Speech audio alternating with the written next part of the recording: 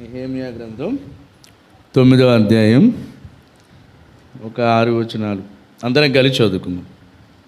ఈ నెల 24వ దినమందు తీసారా? ఈ నెల 24వ దినమందు ఇశ్రాయేలీయులు ఉపవాసముండి గోనె పట్టలు కట్టుకొని తల మీద ధూళి పోసుకొని కూడి వచ్చిరి. ఇశ్రాయేలీయులు అన్యజనులందరిలో నుండి ప్రత్యేకింపబడిన వారై నిలువబడి తమ పాపములను తమ పితరుల పాపములను ఒప్పుకొనిరి. మరియు వారు ఒక జాము సేపు తామున్న చోటనే నిలువబడి తమ దేవుడైన యెహోవా ధర్మశాస్త్ర గ్రంథమును చదువుతూ వచ్చిరి. ఒక జాము సేపు తమ పాపములను ఒప్పుకొనుచు దేవుడైన యెహోవాకు నమస్కారం చేయుచూ వచ్చిరి. లేవీయులలో యెషూవ, బానీ, కద్మియేలు, షెబన్య, బన్నీ, షేరేబ్య, జానీ, కెనానీ అనువారు మెట్ల మీద నిలువబడి ఎలుగెత్తి తమ దేవుడైన యెహోవాకు మొరపెట్టిరి. అప్పుడు లేవీయులైన యెషూవ, కద్మియేలు, బానీ, హషెబ్నాయ, షేరేబ్య, హోదియా, షెబన్య, పెతహాయ అనువారు నిలువబడి అందరం చదువుతాం. నిరంతరము మీకు దేవుడై ఉన్న యెహోవాను స్తుతించుడని చెప్పి ఈలాగు స్తోత్రము చేసిరి. సకల ఆశీర్వచన స్తోత్రములకు మించిన నీ ఘనమైన నామము స్తుతింపబడునుగాక. నీవే అద్వితీయుడువైన యెహోవా, నీవే ఆకాశమును మహాకాశములను వాటి సైన్యమును భూమిని దానిలో ఉండునదిని అంతటిని సముద్రములను వాటిలో ఉండునది అంతటిని సృజించి వాటినన్నిటినీ కాపాడువాడు. ఆకాశ సైన్యమంతయు నీకే నమస్కారం చేయుచున్నది. చాలు, తలలో ఉంచుదాం. 1-2 నిమిషాలు జస్ట్ మనం అలాగ ప్రార్థన చేసుకుందాం.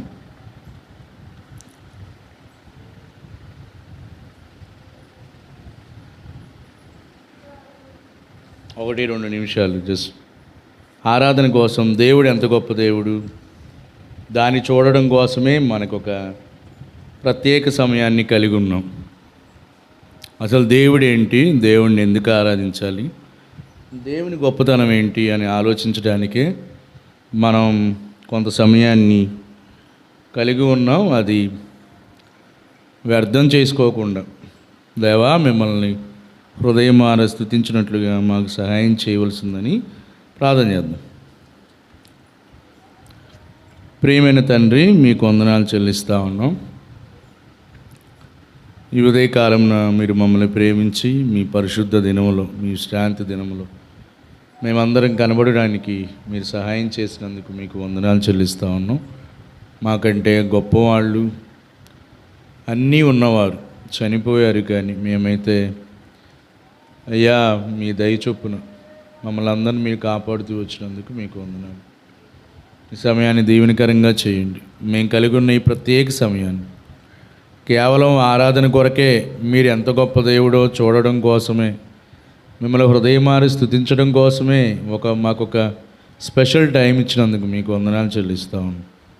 దాన్ని మేమందరం హృదయమార ఆరాధించడంలో, మీ మాటల్ని సరిగ్గా చూడడంలో, మిమ్మల్ని ఎంత గొప్ప దేవుడో సరిగ్గా ఆలోచించడంలో మా అందరికీ కావాల్సిన సహాయం సహకారాలు అందించవలసిందని మీకు ప్రార్థన చేస్తా ఉన్నాను. నన్ను మీ సిలువ చాటును మరుగు చేయండి. ప్రతి విధమైన స్వజ్ఞానాన్ని, స్వబుద్ధిని మీరు కొట్టివేయండి. దేవా, మీ చేతులకి అప్పగించుకుంటూ మమ్మల్ని అందరినీ కనికరించవలసిందని, నన్ను నడిపించవలసిందని యేసుక్రీస్తు నామంలోనే ప్రార్థిస్తున్నాం తండ్రి, ఆమేన్. సరే, ఈ నెల 24వ దినమందు మనం కూడా ఈరోజు ఆగస్టు 24వ రోజు దినంలో ఉంటా ఉన్నాం. సరే, 5వ వచనం లాస్ట్ లైన్ కానీ మనం గమనించినప్పుడు చదువుతారా? సకల ఆశీర్వచన స్తోత్రములకు తక్కువైన ఘనమైన నామమా, మించిన ఘనమైన నామం? మించిన అంటే ఎక్కువైన. ఒక పక్కన సకలం అనే పదం మనం చూస్తూ ఉన్నాం.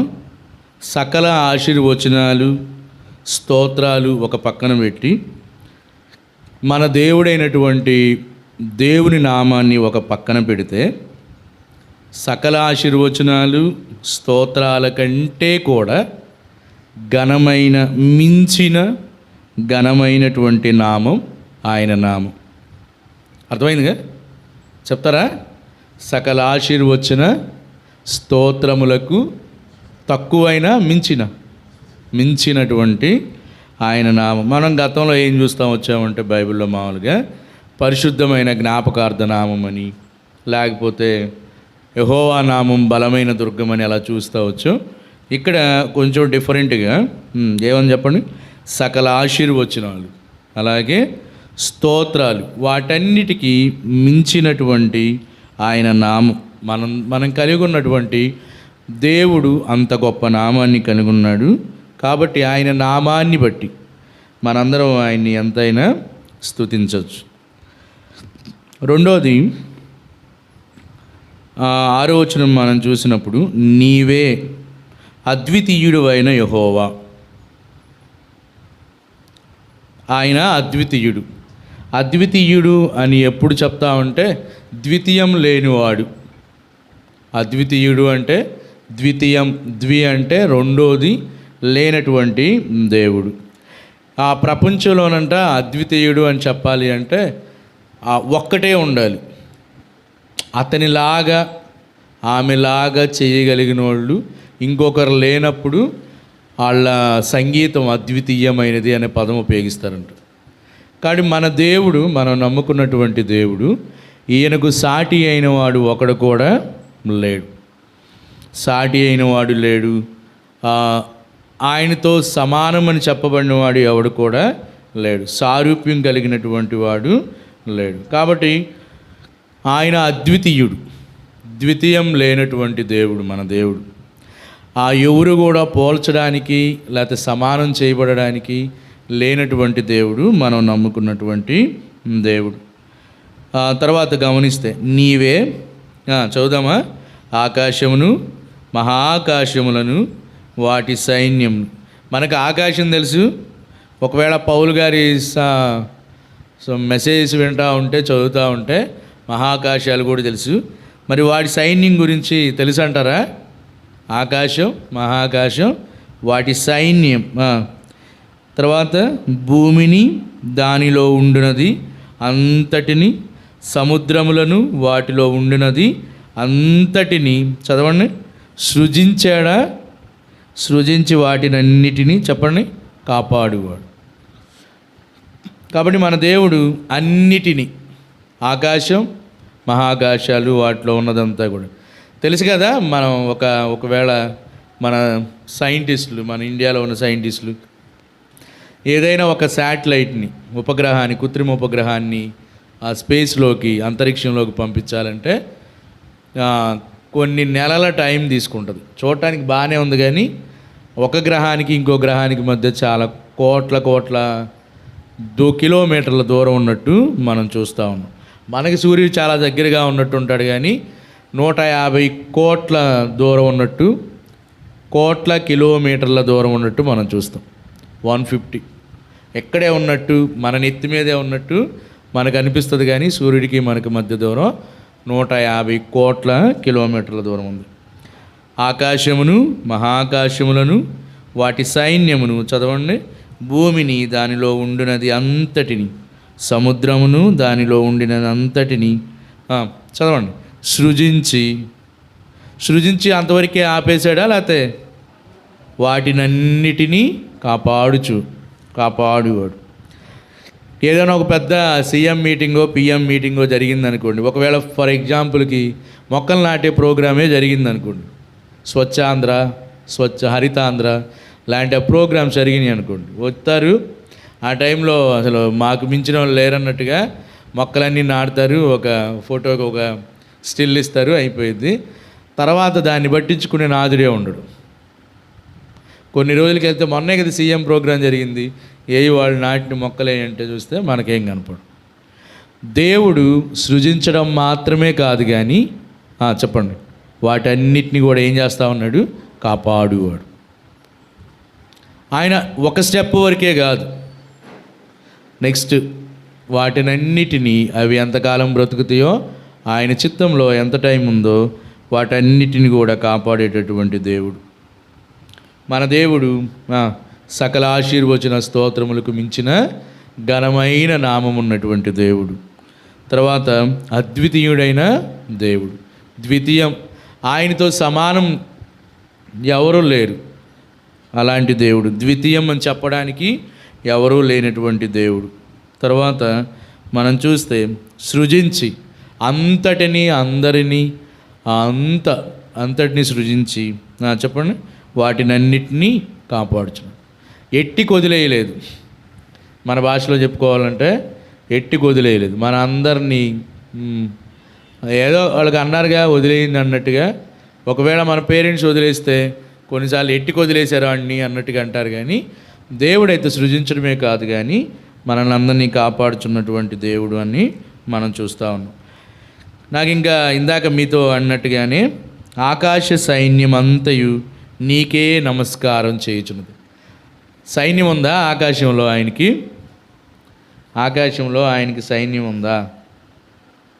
సృష్టిలో ఉన్న ప్రతిదానికి చెప్పండి ఆయనే అధిపతి, అధికారి. ప్రతిది కూడా ఆయనే చేసాడు కాబట్టి ఆయనే అధిపతి. నక్షత్రాలైనా గ్రహాలైనా ఇతర శక్తులు ఏమున్నప్పుడు కూడా అవన్నీ కూడా దేవునికి లోబడి ఉంటాయి. ఒకవేళ వాటికి ఏదైనా శక్తి ఉన్నా ఏమన్నా కామైపోయి ఓకేనా, దేవుని శక్తి ముందు, ఆయన మహిమ ముందు ఆయనకి నమస్కారం చేస్తూ ఉంటాయి. మీకు అందరూ తెలుసుగా, గ్రహం గురుడు లేకపోతే బృహస్పతి, జూపిటర్ అని గ్రహం, అందరికి పెద్ద గ్రహం ఏంటంటే అది దాని వెయిట్ ఎంత అంటే మన ఉన్నటువంటి భూమి ఒక 1300 తీసుకొని వరుసగా పెడితే అంత వెయిట్ ఉంటుంది.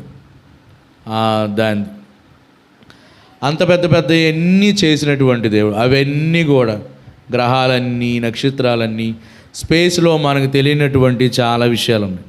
అవన్నీ కూడా చెప్పండి దేవునికి ఏం చేస్తూ ఉన్నాయి? నమస్కారం చేస్తూ ఉన్నాయి. అంత గొప్ప దేవుడు మనం కలిగి ఉన్నటువంటి దేవుడు. 7వ వచనాన్ని మనం గమనించినప్పుడు, దేవా యెహోవా అబ్రహామును ఏర్పరచుకొని, చదువుదామా? 7-8 వచనాన్ని కలిసి చదువు. అబ్రామును ఏర్పరచుకొని కల్దీల ఊరు అనే స్థలము నుండి యువతలకు అతన్ని రప్పించి అతనికి అబ్రహాముని పేరు పెట్టిన వాడువు నీవే.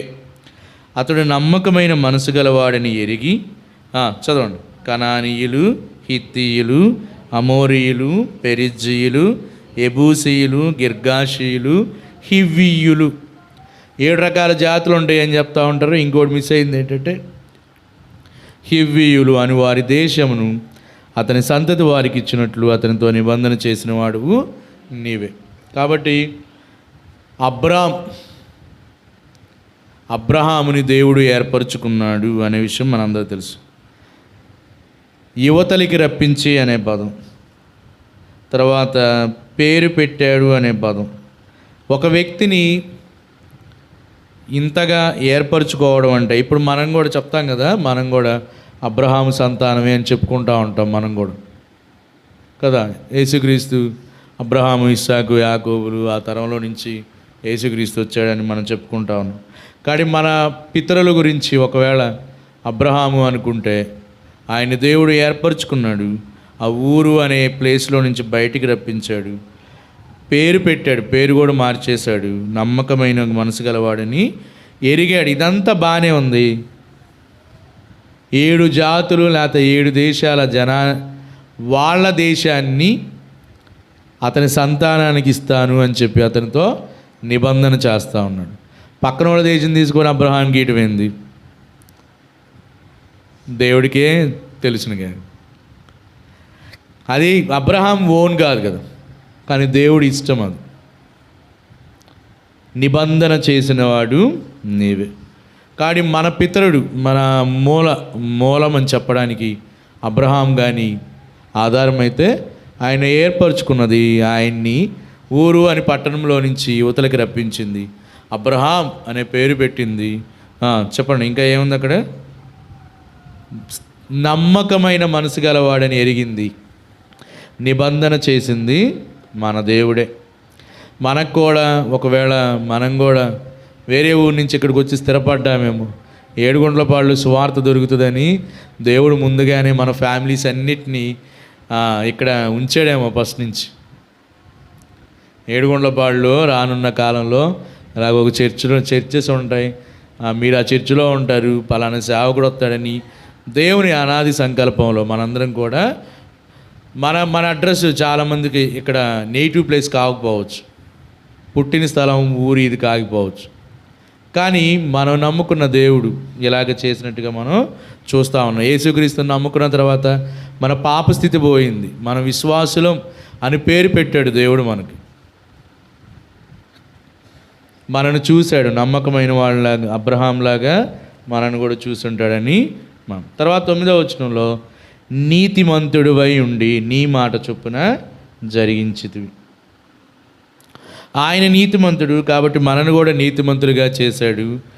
ఆయన మాట చొప్పున జరిగించేటటువంటి దేవుడిగా మనం చూస్తూ ఉన్నాం. 146వ అధ్యాయం కీర్తనలో కానీ చూస్తే ఏముంటుందంటే, ఆయన ఎన్నడూనూ మాట తప్పనివాడు. చెప్పండి, ఆయన ఎన్నడూనూ ఆయన అబద్ధమాడుటకు నరుడు కాదు అనే పదం చూస్తూ ఉంటాం. మొన్న మా వీధిలో ప్రేయర్ జరుగుతూ ఉంటే ఈ మాటే అడిగితే వాళ్ళు ఒక్కొక్కరు ఒక ఎక్స్పీరియన్స్ చెప్పారనమాట. నాకు చాలా ఆశ్చర్యం వేసింది.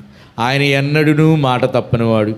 వాళ్ళు రక్షింపబడిన నాటి నుండి ఇంతవరకు మీకు అప్పుడెప్పుడో దేవుడు ఒక మాట ఇచ్చి ఉంటాడు, ఆ మాట ప్రకారం ఇంతవరకు నమ్మకంగా ఉన్నాడా అంటే ఇంతవరకు నమ్మకంగా ఉన్నాడని చెప్తా ఉన్నారు.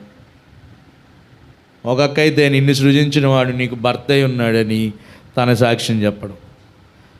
ఆరోగ్య పరిస్థితుల్లో ఇంక చాలా ఉన్నాయి వాళ్ళ ఎక్స్పీరియన్సెస్ సిస్టర్స్ చెప్తా ఉన్నప్పుడు చాలా సంతోషమైంది. ఆయన మాట చొప్పున జరిగించేటటువంటి దేవుడు, నీతిమంతుడు ఆయన, మనను కూడా నీతిమంతులుగా చేసినటువంటి దేవుడు. 9వ వచనాన్ని మనం అలా కంటిన్యూ చేస్తూ వస్తే, ఐగుప్తులో మా పితరులు పొందిన శ్రమను నీవు చూచితివి. చదవండి. శ్రమను నీవు చూచితివి, ఎర్ర సముద్రమునొద్ద వారు పెట్టిన మొరను నీవు వింటివి, జరిగించితివి, చూచితివి, వింటివి, చూపించితివి. 10వ వచనం, ఫరోయు అతని దాసులందరూ అతని దేశపు జనులందరూ వారి ఎడల బహుగర్వంగా ప్రవర్తించడని నీకు తెలియగా నీవు వారి ఎదుట, చెప్పండి, సూచక్రియలను మహత్కార్యములను చూపించితివి. కింద వచనంలో ప్రసిద్ధి నొందితివి, పడవేసితివి. ఆ పదాలన్నీ బాగుంటాయి. తోడుకొని పోతితివి, దయచేసితివి, నియమించితివి, ఆజ్ఞాపించితివి అనే పదాలు అన్నీ ఆయన చేసినటువంటి అన్నమాట. సరే, దేవుడు ఇశ్రాయేలుని ఏర్పరచుకున్నాడు, అబ్రహాంతో వాగ్దానం చేశాడు, నీ సంతానానికి ఆ దేశం ఇస్తానని చెప్పి ఐగుప్తు దేశం తీసుకురావడం జరిగింది. అక్కడ చాలా సంవత్సరాలు, 430 సంవత్సరాలు బానిసత్వాన్ని అనుభవించినట్టు మనందరికి కూడా తెలుసు. దేవుడు ఏర్పరచుకున్నటువంటి ప్రజల పట్ల చేయవలసినటువంటి అన్ని ప్రయత్నాలు చేస్తాడు అనేది ఇశ్రాయేలు విషయంలో మనందరం కూడా చూడవచ్చు. చెయ్యని ప్రయత్నం అంటూ ఏదీ లేదన్నమాట. దేవుడు, ఈ మాట అందరూ గుర్తుపెట్టు, దేవుడు తాను ఒక వ్యక్తిని లేకపోతే ఒక ప్రజని ఏర్పరచుకుంటే వాళ్ళకి చేయాల్సిన ప్రయత్నాలు, చేయాల్సిన పనులు అన్నీ కూడా చేసేటటువంటి దేవుడు. వాళ్ళని ఏ విధంగానైనా సరే, ఒక వ్యక్తిని దేవుడు కాన్సన్ట్రేట్ చేస్తే వాళ్ళని ఏ విధంగానైనా సరే అన్ని విషయాలు వాళ్ళ మీద చేయాల్సిన ప్రయత్నాలు లేకపోతే అవసరతలు తీర్చడంలో అదంతా కూడా మనం చూస్తూ ఉంటాం. ఎలాంటి ప్రయత్నాలు చేశాడు? ఫర్ ఎగ్జాంపుల్కి మనం చూస్తే మోషే 3 నెలల టైం, చిన్న పిల్లాడు, ఇంకా ఏడుపు వచ్చే పరిస్థితి, వాళ్ళ అమ్మా నాన్నలకి ఏం తెలియక మొసళ్ళు ఉన్నటువంటి ఆ నైలు నదుల్లో పడేయటం అక్కడ స్టార్ట్ అయింది. అలా చనిపోకుండా దేవుడు కాపాడాడు. తన జీవితం 40 సంవత్సరాలు అరణ్యంలో ఉండడం, లేదా అక్కడి నుంచి ఇక్కడికి తీసుకురావడం, తన ప్రజల పట్ల ప్రేమను చూపించడం, అక్కడ ఫరో ఎంతకీ కఠినమైపోతూ ఉంటే అతని ఎదుట మహత్కార్యాలు, సూచక్రియలు చేసినట్టు మనం చూస్తూ ఉన్నాం. తాను ఏర్పరచుకున్న ప్రజల్ని ఐగుప్తు, కబంధ హస్తాలు, ఇనుప కొలిమి, చాలా పదాలు చెప్తూ ఉంటాడు. వాటన్నిటిలో నుంచి విడిపించడానికి, తప్పించడానికి దేవుడు చేయని ప్రయత్నం అంటూ ఏది లేదు. ఎర్ర సముద్రాన్ని మీరు అక్కడే చూస్తే నీ 11వ వచనం, నీ జనుల ఎదుట నీవు సముద్రమును విభాగించినందున, చదవండి, వారు సముద్రం మధ్య పొడి నేలను నడిచారు. సముద్రం ఏంటి, విడిపోవడం ఏంటి? సముద్రం వెళ్ళి ఏదైనా కొంచెం తేడా కొడితేనే చనిపోయే పరిస్థితులు ఉంటుంది. తను ఏర్పరచుకున్నటువంటి ప్రజల పట్ల బయటికి తేవడానికి ఏ విధంగానైనా సరే ఆయనకి తెలుసు. ఎంత గొప్ప కార్యాలు చేయడానికైనా సరే ఆయన వెనకడిగేసేటటువంటి దేవుడు కాదు. తర్వాత ఆడిన నేల నడిచాడు. 12వ వచనం మనం గమనించినప్పుడు ఇంకా వాళ్ళ కోసం ఏం చేశాడంటే చూద్దామా. 12వ వచనం, ఇదియుగాక, చదవండి, పగటి కాలమందు మేఘస్తంభంలో ఉండిన వాడును, రాత్రి కాలమందు వారు వెళ్ళవలసిన మార్గమున వెలిగించుటకై అగ్నిస్తంభంలో ఉండిన వాడును అయి ఉండి, చదవండి, వారిని తోడుకుంటు. మేఘస్తంభం, అగ్నిస్తంభం పెట్టాడా? ఆ స్తంభాల్లో ఆయనే ఉన్నాడా? చెప్పండి. ఆయనే ఉన్నాడు.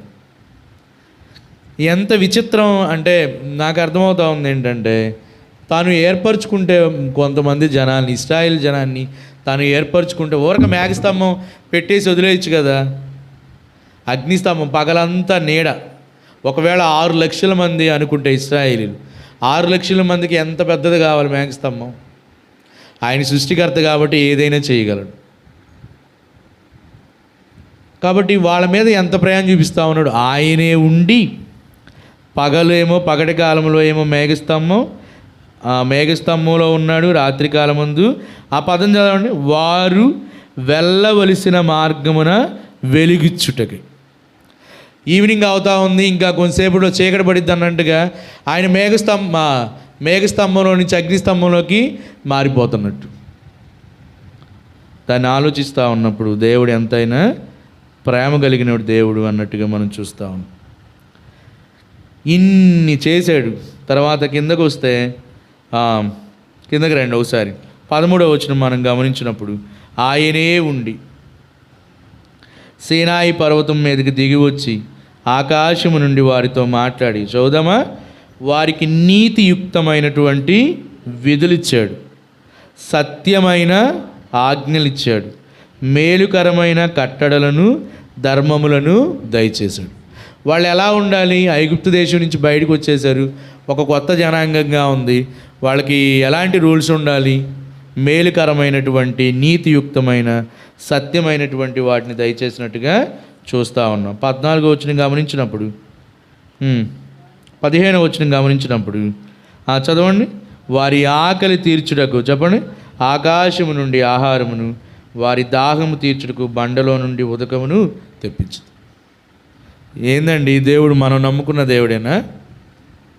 ప్రతిదాన్ని ఎండ తగిలితే యాడ చచ్చిపోతారు అని అన్నట్టుగా మేఘస్తంభంలాగా రాత్రి చీకట్లో యాడ ఇరుక్కుంటారని చెప్పి వెంటనే అగ్నిస్తంభం, మేఘస్తంభం, కొంచెంసేపులో చీకటి పడతానంగా అగ్నిస్తంభం, మళ్ళీ ఎర్లీ మార్నింగ్ అమ్మో పిల్లలు ఎండలో వస్తారేమో అని మేఘస్తంభం. ఆయనే ఉండి వారి మార్గాన వెలిగించడానికి ఆయన నడిపించిన దేవుడిలాగా మనం చూస్తాం. ఆకాశం నుండి, భూమి మీద ఆహారం లేనట్టుగా ఆయన ఆకాశం ఉన్నట్టుగా ఆకాశానికి సంబంధించిన ఆహారం ఇస్తూ ఉన్నాడు. దాహం తీర్చడానికి బండలో నుంచి ఉదకం తెప్పించినట్టుగా, ఉదకం అంటే నీరు తెప్పించినట్టుగా మనం చూస్తూ ఉన్నాం. ఇంత గొప్ప దేవుడు, వాళ్ళు ఎంత కృతజ్ఞత కలిగి ఉండాలంటారు? చాలా కృతజ్ఞత కలిగి ఉండాలి. కిందకు వద్దామా? ఈ సంగతులు అయిన తర్వాత, అలా అనుకుందాం, ఈ సంగతులు అయిన తర్వాత 16వ వచనం చదువుదామా? 16, 17 వచనాలు. అయితే వారును మా పితరులను, చెప్పండి, గర్వించారు. ఫస్ట్ది లోబడలేదు, సెకండ్ది ఆజ్ఞలకు చెవియొగ్గలేదు. ఎప్పుడు? ఇవన్నీ ఎప్పుడు చెప్పండి? దేవుడు అన్నీ చేసిన తర్వాత, చేయకముందా? ఏమేం చేశాడు? ఐగుప్తు దేశంలో నుంచి బయటికి రప్పించాడు. ఎండలో అలసిపోతారని వాళ్ళకి ఇచ్చాడు. రాత్రి వెలుగు లేక ఏడిపోతారు. ఆకాశం నుంచి ఆహారం, బండను చీల్చి వాటర్ రప్పించడం, ఇవన్నీ జరిగిన తర్వాత గర్వించారంట, లోబడలేదంట, ఆజ్ఞలకు చెవి యొగ్గలేదు. చదవండి. విధేయులగుటకు మనసు లేదు, నీవు చేసిన అద్భుతములను జ్ఞాపకము చేసుకోలేదు, తమ మనసును కఠినపరుచుకున్నారు, తాముండి వచ్చిన దాస్యపు దేశమునకు తిరిగి వెళ్ళుటకు ఒక అధికారిని కోరుకొని నీ మీద తిరుగుబాటు చేశారు. వామ్మో, ఇన్ని లక్షణాలు. నేను అన్నీ కౌంట్ చేసుకుంటే ఎన్ని వచ్చాయంటే 7 లక్షణాలు వచ్చినాయి, 8 లక్షణాలు వచ్చినాయి. ఎట్లా ఉంటామా మన అది వ్యవసాయం గుర్తు చేసుకుంటేనే చాలా బాధాకరమైనటువంటి విషయం. పైన 430 సంవత్సరాలు బానిసత్వంలో ఉంటే వాళ్ళని ఏ విధంగానైనా సరే బయటికి తేవడానికి అన్ని ప్రయత్నాలు చేస్తే గర్వించి లోబడక, ఆజ్ఞలకు చెవియొగ్గక, విధేయులు అవ్వడానికి మనసు లేక, ఆయన చేసిన ఐగుప్తు దేశంలో చేసిన అద్భుతాలు, మహత్కార్యాలు, సూచక్రియాలు, చాచిన చెయ్యి అటన్నిటిని మర్చిపోయి మనసు కఠినం చేసుకొని ఒక అధికారిని కూడా నియమించుకున్నారంట. ఎందుకు? ఆడున్న పదం చూస్తారా మీరు? దాస్యపు దేశమునకు తిరిగి వెళ్ళడానికి. ఈడ బాగలేదు, మళ్ళా మాకు ఆ దాస్యమే బాగుంది, ఐగుప్తు దేశంలోనే బాగుంది అన్నట్టుగా తిరిగి వెళ్ళడానికి ఒక అధికారిని దేవుని మీద తిరుగుబాటు చేసినట్టుగా ఉంటా ఉన్నాం. మనం కూడా అన్నీ ఇచ్చిన తర్వాత దేవునికి ఎలా ఉన్నామా అనేది ప్రశ్న. ఎట్లా ఉన్నాం? అన్ని తిని మదించి గర్వించి అనే పదాలు బైబిల్లో చాలాసార్లు మనం చూస్తూ ఉంటాం. మన పరిస్థితి కూడా ఇదేనా? అయితే దేవుడు ఎలా ఉన్నాడు? వాళ్ళేమో అలా ఉన్నారు, దేవుడు ఎలా ఉన్నాడు? 15వ వచనం అందరం కలిసి చూద్దాం. 17వ వచనం చివరిలో తిరుగుబాటు చేసిన తర్వాత చూద్దామా? అయితే నీవు క్షమించుటకు సిద్ధమైన దేవుడువు. చదవండి. దయావాత్సల్యతలు గలవాడును, దీర్ఘశాంతమును, బహుకృపయు గలవాడునై ఉండి. చదవండి. వారిని విసర్జింపలేదు. ఎంత బాగుందో అన్నమాట. విసర్జించే దేవుడు కాదు. పొండే మీ వలన ఇసిగిపోయాను, నేను ఇన్ని మేలులు చేస్తే మీరు ఇదా నా పట్ల చూపించే మీ వైఖరి, కనీసం నన్ను జ్ఞాపకం చేసుకుంటున్నారా అని అనకుండా ఆయనకున్న తన లక్షణాలన్నిటిని బట్టి చెప్పండి, విసర్జించాడా? విసర్జించలేదా? విసర్జించలేదు. మన దేవుడు, మనం నమ్ముకున్న దేవుడు మనలో మన విశ్వాసులమైనప్పటి నుంచి దేవునికి వ్యతిరేకమైనటువంటి పనులు చేస్తూనే ఉన్నాం. మనం ఆయనకి నచ్చినట్టుగానే బ్రతుకుతూ ఉన్నాం. చాలాసార్లు విశ్వాసులు అని బోర్డు పెట్టుకొని విశ్వాసులాగా బ్రతకని జీవితాలు ఉన్నాయి మనలో. అయితే ఆయన విసర్జించని దేవుళ్ళలాగా మనం చూస్తూ ఉన్నాం. ఎంత బాగుంది. ఆ క్షమించుటకు సిద్ధమైన వాడు ఆయన, అందుకే వారిని విసర్జించలేదు. దయావాత్సల్యతలు గల దేవుడు, అందుకే విసర్జించలేదు. దీర్ఘశాంతం, ఆయనకి శాంతం ఉంది కాబట్టి విసర్జించలేదు. బహుకృపయు గలవాడినయ్యండి వారిని విసర్జించ. మనకు అర్థమవుతుందా దేవుని ప్రేమ? అపారమైన ప్రేమ, అగాపే లవ్ అని చాలాసార్లు వింటూ వస్తాం. దేవుని ప్రేమ అర్థమవుతుందా? ఇన్ని చేసినప్పుడు వదిలేయచ్చు కదా, విసర్జించవచ్చు కదా. విసర్జించకుండా తన ప్రేమను చూపిస్తూనే ఉన్నాడు. 18వ వచనం చూస్తే వారు చదవండి. ఒక పోత దూడను చేసుకొని, చదవండి, ఐగుప్తులో నుండి మమ్మల్ని రప్పించిన దేవుడు ఇదే. పోత దూడ 430 సంవత్సరాలు బానిసత్వంలో ఉంటే ఐగుప్తులో నుంచి విడిపించింది ఇదే మా దేవుడు. దూడను చేసుకొని ఇది మా దేవుడు అని చెప్పుకుంటాం. ఒక యానిమల్ని, ఒక జంతువుని ఆకారం చేసుకొని ఇది మా దేవుడు అని చెప్పడం ఎంత శోచనీయమైన సంగతి. తర్వాత చూడండి ఏముందో. నీకు బహు విసుగు పుట్టించినను. బహు విసుగు అంటేనే చిరాకు తెప్పించగాక, విసుగు పుట్టించగాక అంటాం. వాళ్ళ పనుల వలన దేవుడికి బహు విసుగు పుట్టించినను. చదవండి 19వ వచనం. వాడు ఎడారిలో ఉండగా, చదవండి, బహు విస్తారమైన కృప. ఇందాకేమో బహుకృప గలవాడు, ఇక్కడేమో బహు విస్తారమైన కృప కలిగిన వాడవై. చెప్పండి, వారిని విసర్జింపు. మన దేవుడు ఎంత గొప్ప దేవుడు. చూడగలుగుతున్నామా? ఆయన్ని చూడగలుగుతా ఉన్నామా? ఏదో ఒక రోజు మనం చేసిన ప్రతిసారి చెడ్డ పనికల్లా మనల్ని విసర్జించుకుంటూ ఉంటే ఈ రోజుకి ఎవడం కూడా మనం ఉండేవాళ్ళం కాదేమో. మనను భరిస్తున్నాడు ప్రతిరోజు నూతనంగా ఆయనకి వాత్సల్యత పుడుతున్నట్టు మనం చూస్తూ ఉంటాం విలాప వాక్యాలు. తర్వాత మళ్ళా ఆయన్ని చేసి మళ్ళీ చదవండి ఒకసారి. వారిని మార్గము గుండా వారిని తోడుకొని పోవడానికి చెప్పండి. పగలు మేఘస్తంభమును, రాత్రి దారిలో వారికి వెలిగించుటకు. చదవండి. రాత్రి అగ్నిస్తంభమును వారిపై నుండి చెప్పండి వెళ్ళిపోక నిలిచెను. ఈ కూడా తీసేస్తానులే, మీ సాగు మీరు పడండి అని వదిలించుకోకుండా వాళ్ళని ఏర్పరుచుకున్నటువంటి ప్రజల్ని నిలిచెను అనే పదం మనం చూస్తూ ఉన్నాం. 20వ వచనంలో వారికి బోధించుటకు నీ ఉపకార ఆత్మను దయచేసితివి. చదవండి. నీవిచ్చిన మన్నాను ఇయ్యక మానలేదు, వారి దాహమునకు ఉదకమిచ్చితివి. 21వ వచనం అందరం కలిసామా? నిజముగా అరణ్యములో ఏమీ తక్కువ కాకుండా 40 సంవత్సరములు వారిని పోషించింది. 40 ఏళ్ళు ఏమీ తక్కువ కాలేదు. కిందకు వస్తే వాళ్ళ వస్త్రములు పాతగిలిపోలేదు, వాళ్ళ కాళ్లకు వాపురాలు. ఆ రోజుల్లో వెహికల్స్ ఉన్నాయా? ట్రైన్స్ అవన్నీ ఉన్నాయా? ఫ్లైట్స్ అవన్నీ ఉన్నాయా? కాళ్ళు నడకనే. కొంతసేపు మనం నడిస్తే కాళ్ళు వాచేటటువంటి పరిస్థితి. కొంతమంది ప్రయాణం చేస్తే అట్నే అటు ఇటు కదలకుండా ఉంటే కాళ్ళు వాచిపోతాయి. 40 సంవత్సరాలు వాకింగ్ చేసినా కూడా వాళ్ళు కాలు వాయలేదు. వాళ్ళు వస్త్రములు పాతగిలిపోలేదంట. ఆ కొత్తదనం అలాగే ఉన్నప్పుడు ఉంది. 40 సంవత్సరాల క్రితం ఉన్న మనదైతే ఒక 2 years, కొంతమంది 6 నెలలకే తీసేసేవాళ్ళు ఉన్నారులే. ఒక 2 సంవత్సరాలు అనుకోండి మన బట్టలు, తర్వాత పాత అయిపోయిందని పక్కన వేస్తూ ఉంటాం, టైట్ అయిందని పాత. 40 సంవత్సరాలు వాళ్ళ బట్టలు పాతగిలిపోలేదు, వాళ్ళ కాళ్లకు వాపు రాలేదు, ఏమీ తక్కువ కాకుండా. వాళ్ళు చేసిన పరిస్థితులు గర్వించి చెవియొగ్గి అయినా కూడా, అంటే అలా చేయమనే మన ఉద్దేశం, అలా చేయమనా కాదు. దేవుడు తన లక్షణాలను బట్టి, దేవుడు మార్పు లేనటువంటి దేవుడు తనకున్నటువంటి లక్షణాలను బట్టి వాటన్నిటిని క్షమించుకుంటా, అన్నిటినీ సరి చేసుకుంటా దేవుడు నడిపించినట్టుగా మనం. అందుకే మనందరం వింటూ వస్తాం కదా, అన్న చాలాసార్లు చెప్తూ ఉంటాడు, మ్యాన్ గెట్స్ అండ్ ఫర్గెట్స్. తర్వాత గాడ్ గివ్స్ అండ్ ఫర్గెట్. మనుషుడు పొంది వాటన్నిటి ఫర్గెట్స్ అంటే మర్చిపోతాడు. దేవుడేమో ఇచ్చి అన్నిటినీ క్షమిస్తాడు. కాబట్టి మనం నమ్ముకున్నటువంటి దేవుడు ఎంత గొప్ప దేవుడు. బహు విసుగు. వైఫ్ అండ్ హస్బెండ్ మధ్య ఒక చిన్న వాక్యాలకే అయిపోయింది పరిస్థితి. ఇసుగు పుట్టించదు నన్ను, అది అనుకునే పరిస్థితి.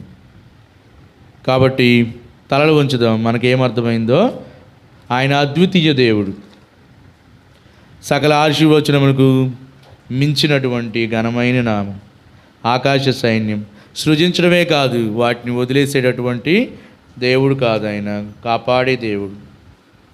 అబ్రహాము